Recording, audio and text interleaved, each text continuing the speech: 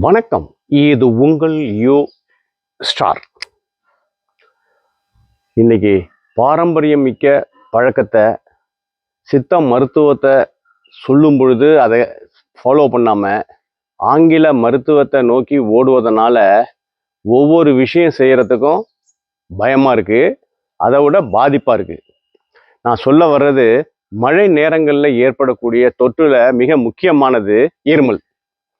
இருமல் வந்தாலே உடனே அடுத்தவங்க கூட மூச்சை அப்படியே மூடிக்கிட்டு அந்தண்ட போயிடுவாங்க. ஏன்னா தொற்று பரவும் அப்படிங்கிறது தான் காரணம்.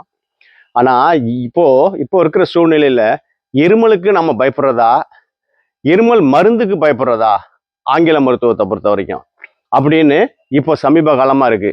வீட்டில் இருக்கக்கூடிய சமையல் அறையில அஞ்சரை பெட்டியில இருக்கக்கூடிய சுக்கு, மிளகு, மஞ்சள், இந்த பனங்கட்டி, பனங்கல்கண்டு, அது மாதிரி உள்ள பொருள்களை நாம மறந்ததனுடைய விளைவு தான் சின்ன சின்ன விஷயத்துக்கெல்லாம் போய் மிகப்பெரிய ஆபத்தை சந்திக்கிறோம்.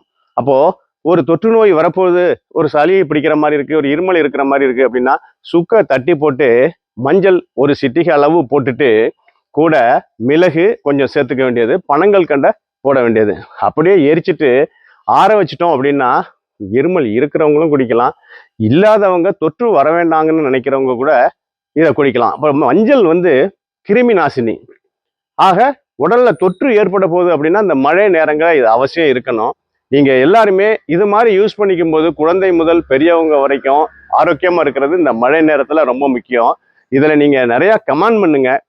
கமெண்ட் பண்ணும்போது இது மாதிரி தொற்றுகள்லாம் வராமல் இருக்க என்ன பண்ணலாம்னு கேட்கும்போது நம்ம அதை சொல்ல முடியும். சளி பிடிச்சிருக்கு, இருமலா இருக்கு, சித்த மருத்துவம் வழியா என்ன செய்யலாம்னா இதை உங்க நண்பர்களுக்கு ஷேர் பண்ணுங்க, லைக் பண்ணுங்க, சப்ஸ்கிரைப் பண்ணுங்க.